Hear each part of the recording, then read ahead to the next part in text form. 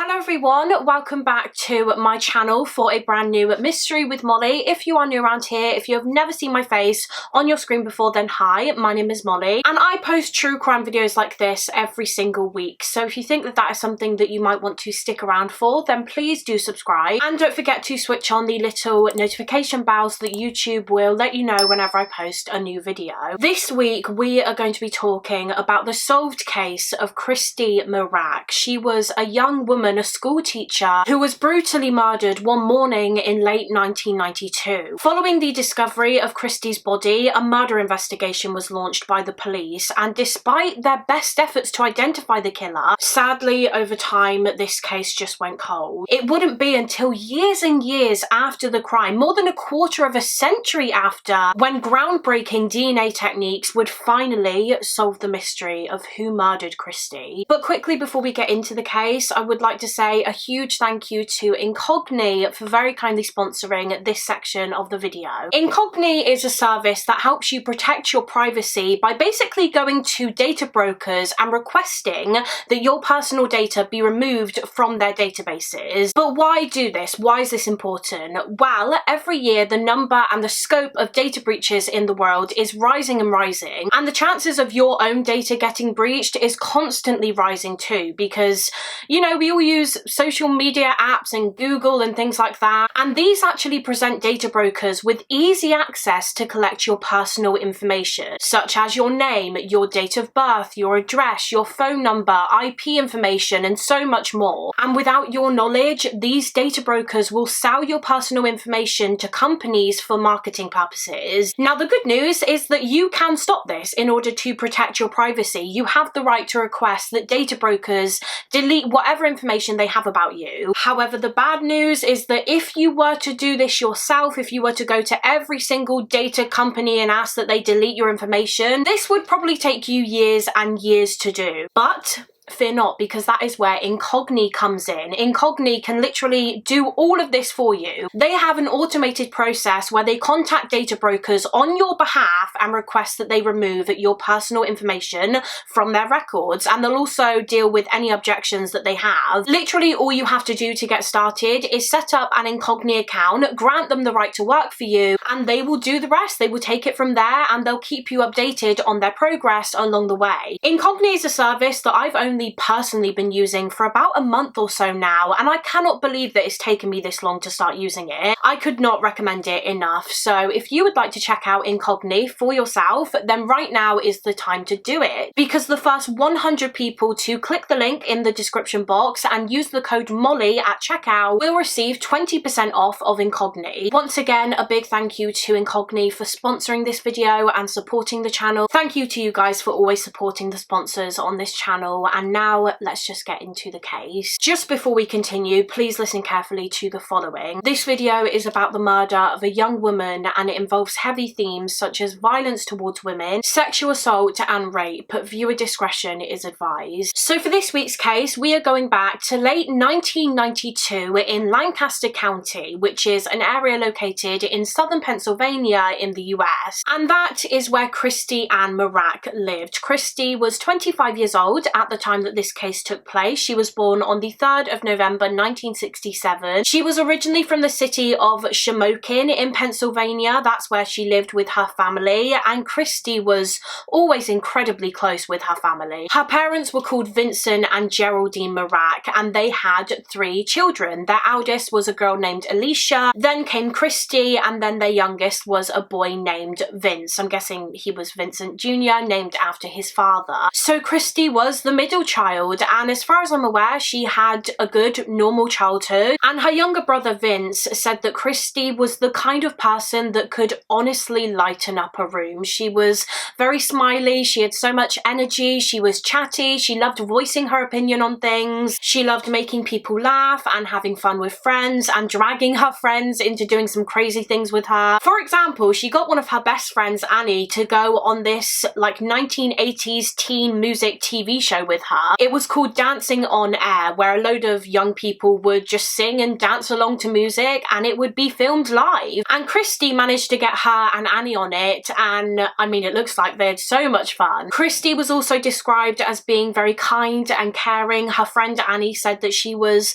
the type of girl that would do anything for anyone. She was always keen to help others when they needed it. And from a very, very young age, Christy had dreams of becoming a school teacher when she was older. Her brother Vince said that when they were kids, Christy would love to play teacher. She would drag Vince into their garage and he would be the student and she would be the teacher. She would get her chalkboard out and she would write equations and things on it, and that just made me smile so much. It reminds me so much of my siblings and our childhood. That is something that we did all the time, and that love for teaching, that passion never went away for Christy. She always knew that that was what she wanted to do with her life. She wanted to teach, and so after she graduated high school, that is what she set out to do. She went to university, she got her teaching degree, and now that she was qualified, she could start looking for vacancies, teaching positions in schools. And eventually she secured a job as a 6th grade teacher at Rowerstown Elementary School in Lancaster, Pennsylvania. She actually moved for this job. She moved from Shamokin to Lancaster County, which is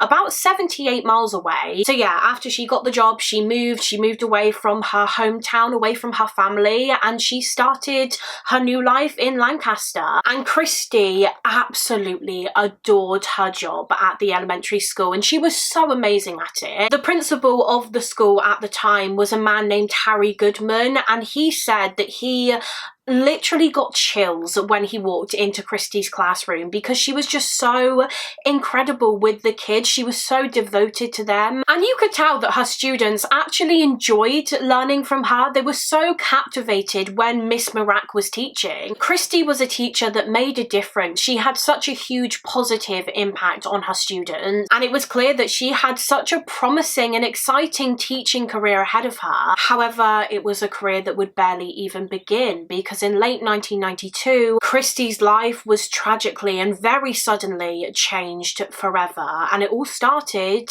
when she didn't turn up for work one morning. The date was the 21st of December 1992. It was getting very close to Christmas. I think there were only 2 days left of school for the students, 2 days left of work for Christy before the Christmas break. And Christy was actually really looking forward to the last few days at work before Christmas, because she had actually brought every single one of her students a present. She had about 24 kids in her class, and she had brought every single one of them a book, the same book. It was called Miracle on Maple Hill, and she had spent the evening before this, the evening of the 20th, wrapping up these books with wrapping paper, ready to give them all out. And I mean, I feel like that in itself just shows what a lovely teacher she was, to use her own money to buy each of her students a Christmas present. That's just so kind and heartwarming. So yeah, she was really looking forward to the last few days of school before the holidays and giving out these gifts, which is why it was such a shock when on the morning of the 21st of December 1992,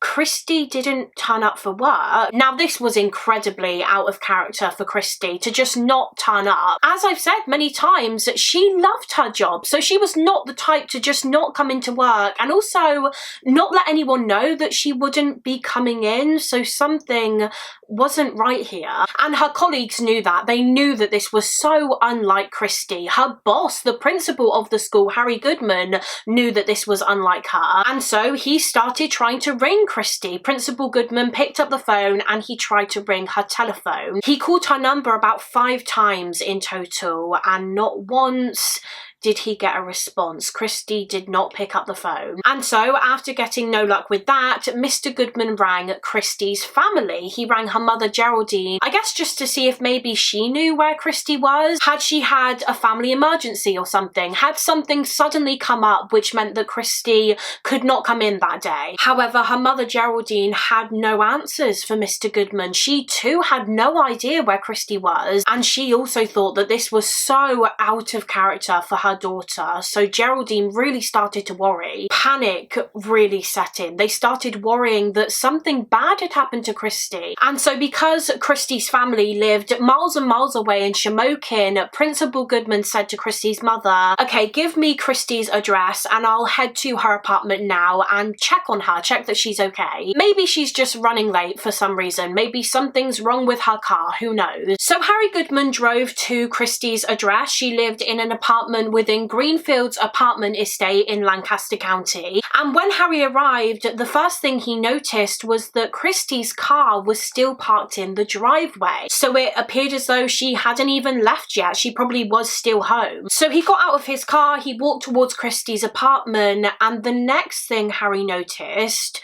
was that the front door to her apartment was open slightly, which seemed very strange. Of course, Harry didn't want to just walk in, so he rang the doorbell and he started calling out for Christy, calling her name, but he got no answer. It was just silent. And it was clear then that something was wrong. This was so bizarre, so strange. The fact that Christy hadn't turned up for work, no one had heard from her, her front door was open, something must have happened to her. And so Harry pushed the door and he walked inside of her apartment. And when he walked into Christy's living room, he was met with a truly horrifying scene. On the living room floor, Harry found the severely beaten and battered body of 25-year-old Christy Mirack, and she was dead. And Harry says that what he saw that day has stuck with him all these years. The trauma that he has suffered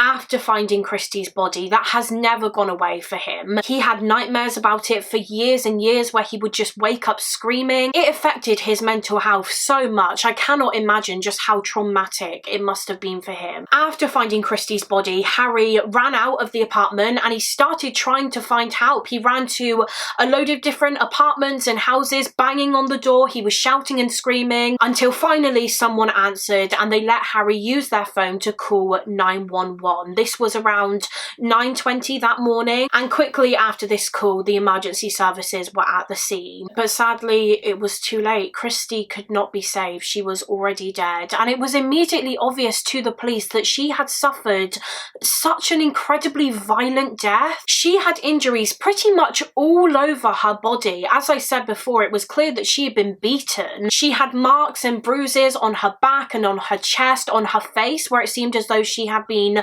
punched and hit repeatedly. There was actually a wooden chopping board or cutting board at the crime scene near her body which had blood on. So the police believed that this may have been used during the attack. The perpetrator used this as a weapon to beat Christy. It was theorized actually that Christy may have grabbed this wooden chopping board to try and defend herself, but that the attacker was able to wrestle it off of her and use it to just hit her repeatedly. The scene itself was an absolute mess. There were items and objects all over the place, all over the floor. The books that she had been wrapping up as presents for her students were all over the floor. So it was clear that a struggle had taken place. Christy had fought with her attacker and she had a lot of bruising around her neck where it seemed as though she had probably been strangled with a ligature. In fact, it was later determined in her autopsy that this was ultimately her cause of death. She had been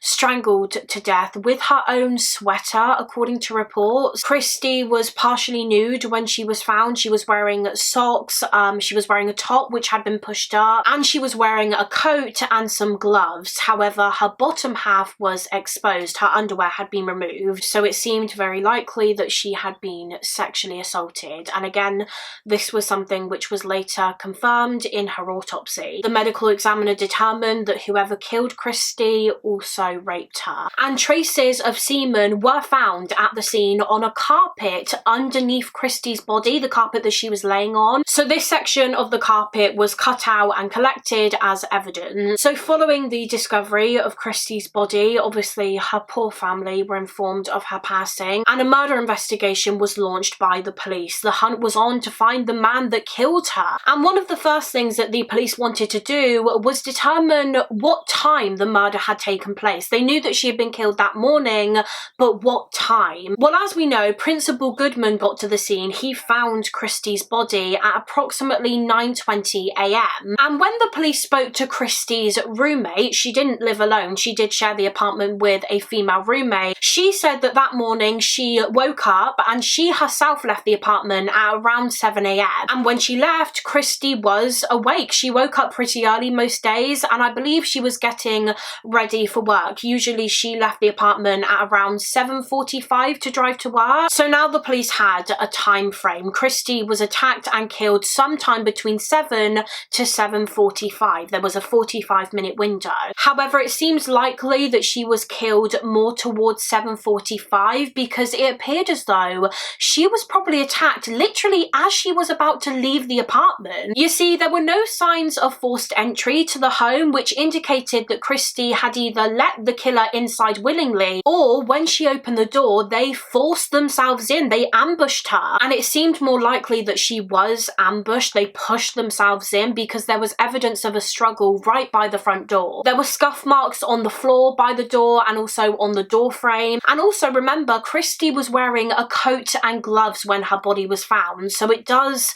appear as though she was literally about to leave. She was walking out the door when the killer struck. Now, as part of their initial inquiries, police officers began conducting door-to-door inquiries around the area where Christy lived because, you know, this murder happened during daytime hours. This didn't happen in the middle of the night. This happened at 7 in the morning when the majority of people are probably awake. So the police were keen to find out if anyone, any of the neighbours, had seen or heard anything that could have been related to Christy's murder. And they received some interesting information from a woman who lived nearby. This woman said that at around 7:15 that morning, she was out walking her dog when she saw a light-coloured car parked in the parking lot, which was right opposite Christy's apartment. And she witnessed a man getting out of this car and walking across the street towards Christy's apartment. She described this man as being white. She estimated that he was probably aged around his late 20s. He was quite muscular, he had stringy medium brown hair, and he was clean shaven. Of course, she didn't think much of this at the time, but then shortly after, I think maybe just minutes later, she said that she was standing chatting to her roommate when all of a sudden they heard a high-pitched scream. So when the police heard about this, they believed that that scream had probably come from Christy. She started screaming when she was confronted with her killer, and maybe the killer was that man that the woman saw. So the description of this man that was seen was released to the public, as well as a composite sketch which was created based off of the description that the woman gave. This is the composite sketch on screen right now, and a description of the man's light-coloured vehicle was released too. The police were obviously hoping that someone would recognise this car from the description or this man from the composite and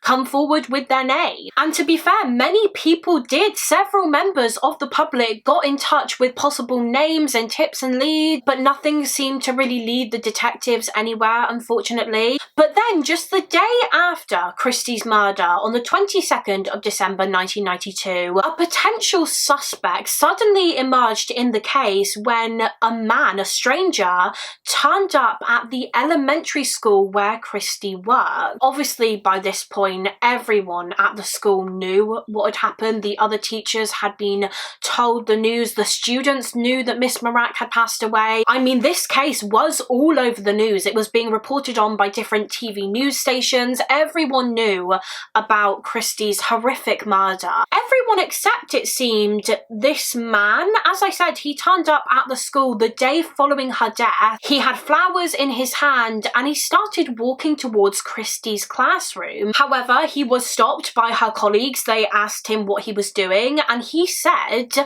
that he was there to visit Christy. He said that he was friends with her and that he just wanted to say hello. But of course, Christy wasn't there. She'd been killed just the day before this, and her colleague said to this man, "Have you not heard about what happened to her yesterday?" And this man said no. And this whole encounter just seemed really strange to her colleagues. This guy seemed really strange because, I mean, if he was such a good friend of Christy's, then how had he not been told yet that she was dead? It just seemed odd, and they started to think that maybe this man was someone that the police should look into, and so they contacted the police about this incident. So the police did. They looked into this man. They found out that he went by the name Dagger.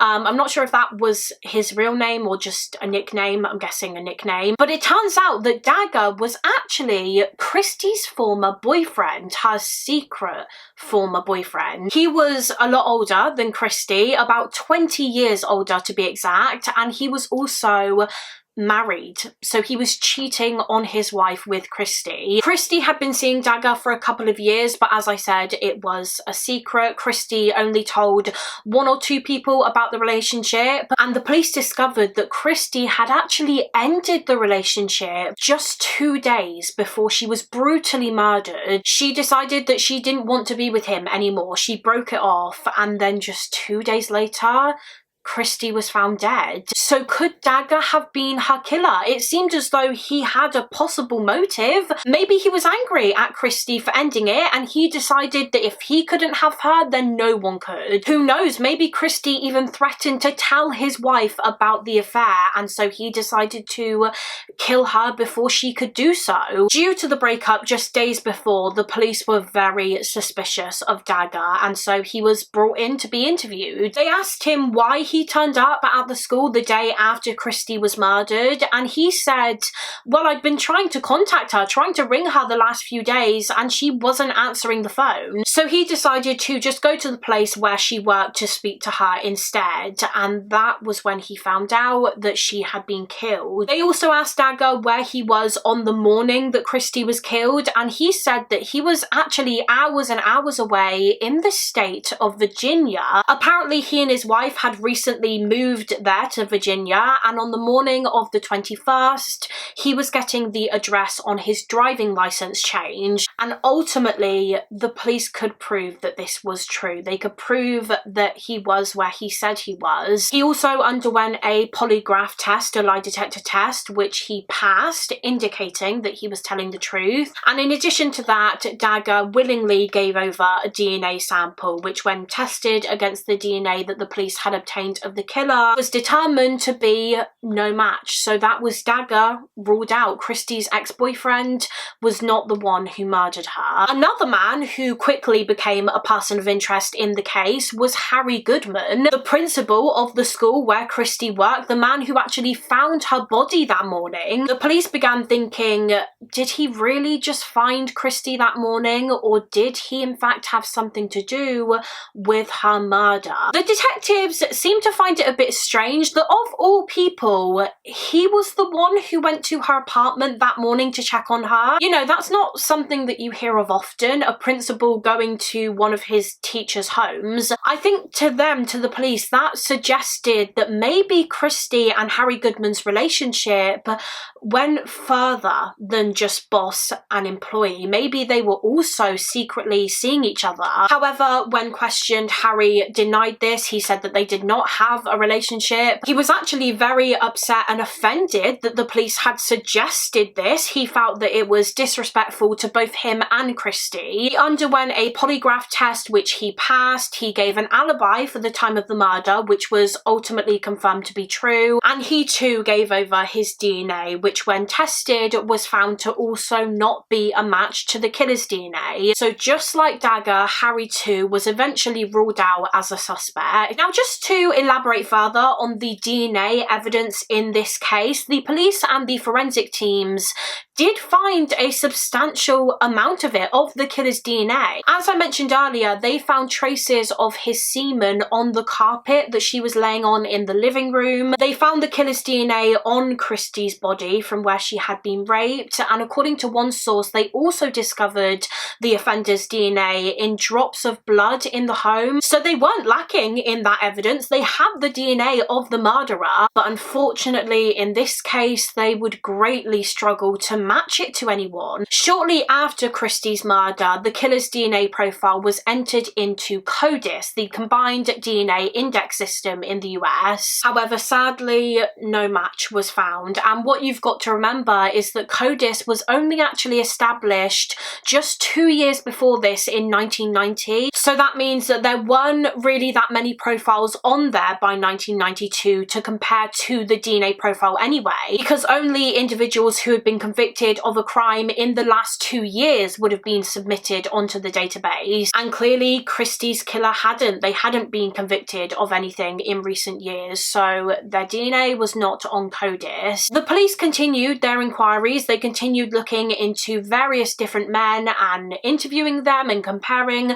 their DNA to that of the killers, but to no avail. They never got a match. They also continued following up on different tips and leads that they had received. They actually received a couple of tips from members of the local community who said that they believed there was a peeping Tom around the area where Christy lived. There was a man just basically spying on young women. So perhaps this peeping Tom was the one who killed Christy. Maybe he had been spying on her for some time before he eventually decided to murder her. That was definitely a big theory in the case, but again, unfortunately, the detectives were not able to identify this peeping Tom that people had described seeing, so they couldn't work out whether or not he was involved in this case. The police were doing everything that they could to try and solve this crime, but sadly nothing was really going anywhere. It was just dead end after dead end. And so, as does happen naturally over time, Christy's case started to go cold. Years and years went by and the case just remained unsolved. There was no justice for Christy and no answers for her family. And then a decade after Christy's murder, in December of 2002, tragedy struck the Mirack family again when Christy's mother Geraldine sadly passed away after a long battle with cancer. She died having never found out who did this to her daughter, and actually before she passed away she pleaded with her son Vince, so Christy's younger brother, to please never let this go, never give up the search for answers as to who took Christy's life. And Vince promised his mum that he wouldn't, and he stuck to his promise. He never did give up. Even after so many years, he and the rest of the family never stopped fighting to try and find answers. In fact, in 2007, so 15 years after his sister's murder, Vince started working with the family of another murder victim, the family of Lindy Beekler. Lindy was tragically murdered in December of 1975, also in Lancaster County in Pennsylvania, and her case unfortunately went unsolved and cold for years and years. Today, Lindy's case is solved. I think it was only solved last year actually. I've not read too much into that case, but from what I have read, the way in which it was solved is pretty wild. So if you would like me to cover Lindy's case at some point, please do let me know in the comments and I can. But yeah, she was killed in 1975 and by 2007 her murder was still unsolved. And so Christy Mirack's brother Vince came into contact with the family of Lindy Beekler, and together they decided to put up this huge billboard on a highway in Lancaster which had two pictures on it, one of Christy and one of Lindy, and above these pictures it read, quote, "Do you know who murdered us?" This was a really busy highway in Lancaster. Thousands of vehicles drove along it every single week, so the families were obviously hoping that the right person or people would see that billboard and come forward with information that could finally solve these two cold cases. As well as that, I also read that in 2009 Vince set up a Facebook page about his sister's murder in another attempt to spread awareness and make her case more known. But sadly, despite his best efforts, still the case remained unsolved. Again, any tips and leads that came in ultimately just went nowhere. But fast forward to late 2015, 23 years after Christy's murder, that was when Christy's case was effectively reopened. That was when her case was kind of taken over by the Lancaster County District Attorney's Office, and the team there were basically going to go over everything with a fresh pair of eyes. All of the evidence in the case, all of the statements, all the tips and leads, because obviously by this point it had been more than 2 decades since Christy's murder, and the resources that they had and forensic technology had come a hell of a long way since 1992. There had been so many huge advancements in science and DNA testing by this point, so they were hopeful that maybe now, using these advancements and new techniques, they might finally be able to solve this case and identify Christy Mirack's murderer. The team had heard about a company called Parabon, who specialise in DNA phenotyping. Now, for those of you who are unaware with what DNA phenotyping is, it's basically a process where scientists will take a DNA sample, an unidentified DNA profile, and using it, they will try to predict what the owner of that DNA looks like based on their DNA sequence and genetic information. DNA phenotyping can tell you things such as a person's eye colour, their skin tone, their hair colour, their origin, etc. And as part of this process, a composite image of the person is created based on their DNA. So the team investigating Christy's murder were very keen to use this technique as part of their inquiries. And so in March of 2017, they reached out to Parabon, they asked for their help, and they sent them a sample of the offender's DNA, and Parabon got to work. And by November of 2017, their work was complete. They had used DNA phenotyping to predict the killer's appearance and create composite images of him. They created 3 images in total, one of the killer aged around 25, one at 45, and one at 55. They held a press conference in which they released these images to the public and the media in the hopes that, despite the fact that this was decades after the crime, someone out there would recognise this individual from the composite images. Someone would know his name and come forward to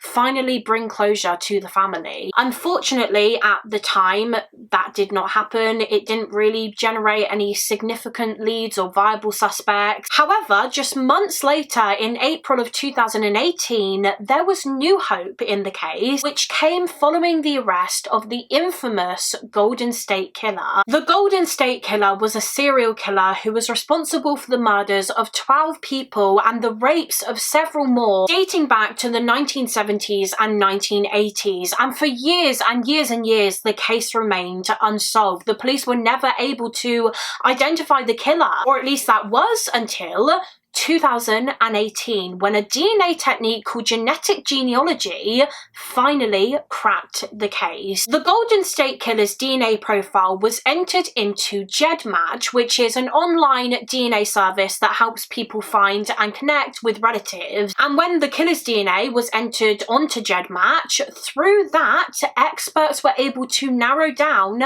their suspect list. They were able to find relatives of the offender and eventually identify the Golden State Killer as being a man named Joseph DeAngelo. And this was huge, absolutely huge news at the time. The fact that after so many years, this serial killer had finally been found and arrested using genetic genealogy. And so the team investigating Christy Mirack's murder again started thinking that maybe this same technique, genetic genealogy, might be useful in this case. Maybe this technique could help them catch Christy's killer. And luckily, by this point, Parabon were offering genetic genealogy services. So they took Christy's killer's DNA, they uploaded it onto the GEDmatch database, and finally, this led to the breakthrough that the investigators so desperately needed, because several distant family members of the killer were found. Distant cousins of the killer were found. It was then when genetic genealogist C.C. Moore, who worked for Parabon, became involved in this case. And after finding these distant relatives, C.C. got to work on trying to build a family tree around these cousins. She was looking into their parents, their grandparents, great-grandparents, just trying to build a better and bigger picture of this family. And this resulted in her narrowing down the search for the killer to this one family who actually lived in Lancaster at the time of Christy's murder. And they were also of Northern European descent, which was actually previously predicted by Parabon during the DNA phenotyping process. They determined that the killer was of Northern European descent. However, the phenotyping process also established that the killer had Latin American, Puerto Rican ancestry too. So Cece had to look even further into this family, trying to find out whether there was anyone of Latin American heritage. So she was digging out old resources and files like old magazines and newspapers and articles, and she came across an engagement announcement in an old newspaper for one man in this family that GEDmatch had linked back to. She obviously already knew that this man was of Northern European descent, and now she was trying to find out if he had any Latin American in there too. And it turns out that he did. In this newspaper article, this man's father was listed, and he had a Latin American surname. So his son, the one who was engaged, was half Puerto Rican. I think his mother's side was Northern European and his father's side was Latin American, which was the exact mix of ancestry that the DNA phenotyping had come up with. It was looking like C.C. Moore had found Christy's killer. Through carefully combing through this family tree, she believed that the murderer was a man named Raymond Rowe. Not only did Raymond have the same genetic makeup as the killer's DNA profile, but he was also around the same age as Christy's suspected killer. He was 49 years old by this point in 2018, but back when Christy was killed, he was 24, just a year younger than her. At the time that the crime was committed, detectives were able to determine that Raymond drove a car which was very similar to the light-coloured car that that woman saw parked opposite Christy's apartment on the morning of her murder. And also he lived in Lancaster at the time. In fact, it was determined that he lived just 4 miles away from her apartment at the time of her murder. I believe Raymond had lived in Lancaster his whole life. He'd never moved away from the area. He'd settled down there. He started a family there. He had a wife named Monica and they had kids together, and he was actually pretty well known in Lancaster County. He's been described as being like a minor celebrity in the community because he was a well-known DJ. He went by the name DJ Freeze, and he would often get booked to perform at different events like parties and weddings and other celebrations. He would DJ at nightclubs. He had a very successful career as a DJ. He had his own DJ school. He ran a DJ equipment rental store, and those that knew him just thought he was this nice, cool guy, this successful DJ and family man. He had no previous criminal convictions. I don't think he'd ever even been arrested before for anything. But now, in 2018, it was looking like he was a potential murderer, that he had killed Christy Mirack all those years ago, and he'd just been able to go undetected, fly under the radar for decades now. It was after C.C. Moore traced him when Raymond Rowe became the top suspect in the case, but at this moment in time, the police didn't have enough to arrest him because they didn't have concrete proof that he was the killer. What they needed to prove it was a sample of his DNA so that it could be compared to that of the killer's in order to determine whether or not it was an exact match. And so, to do this, to try and obtain his DNA, the detectives decided to go undercover. I don't think that they wanted to just come out and ask him for his DNA sample because who knows, then he could panic and he could try to flee and then they might never find him. So instead, they wanted to try and get his DNA without him actually knowing. They put Raymond Rowe under surveillance, and on the 31st of May 2018, the surveillance team followed him to this event where he was DJing. I think it was like a local school dance or something. And so they sent an undercover police officer into the event just to watch Raymond, observe what he did. And at the end of the dance, they watched as Raymond threw a water bottle into a bin which he had been drinking out of. And he also threw some chewing gum that he had been chewing into this bin too. He spat the chewing gum out into a cup and then he put the cup into this bin. And then he left, he walked out. And when he left, the undercover officer went straight to this bin and they grabbed the water bottle and cup out. And then they were sent to the forensics lab for testing, because obviously both of these things, the bottle and the gum, would have Raymond's DNA on. And when his DNA was compared to that of the killers,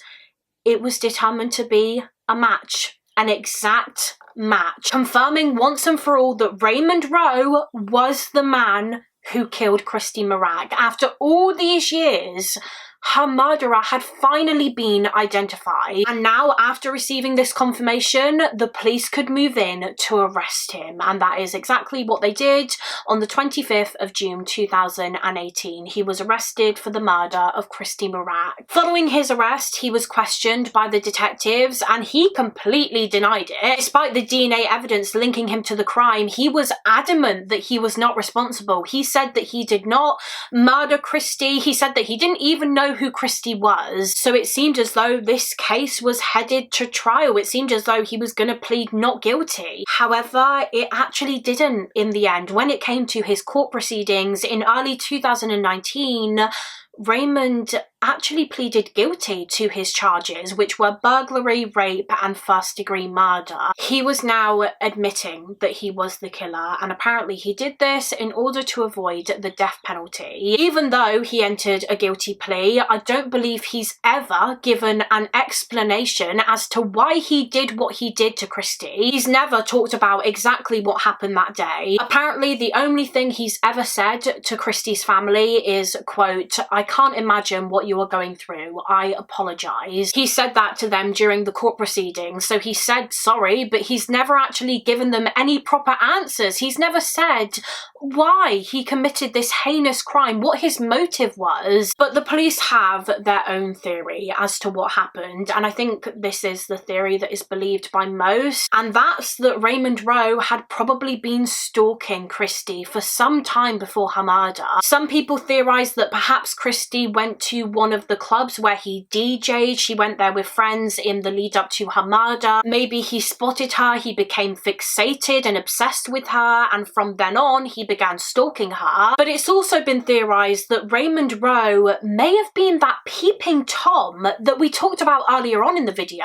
Remember, after Christy's murder, the police received a couple of reports from people who believed that there was a peeping Tom in the area where Christy lived, a man who was spying on young women. So maybe that was Raymond. We know that he only lived 4 miles away from Christy's apartment at the time. So maybe he started stalking her and spying on her. Maybe that's what he was doing on the morning of the 21st of December 1992, the morning that she was killed. Perhaps he was hiding outside of her apartment just watching her, and when he saw her roommate leave that morning, when he realised that Christy was alone in the house, he saw this as his opportunity to strike. And as Christy was literally walking out the door to go to work, he attacked. He pushed her back inside, where he raped and killed her. And then afterwards, he just walked out of the apartment and he went back to his normal life. He went back home to his wife, Monica, although I think back then she was his fiance, and he just acted as if everything was normal, as if he hadn't just committed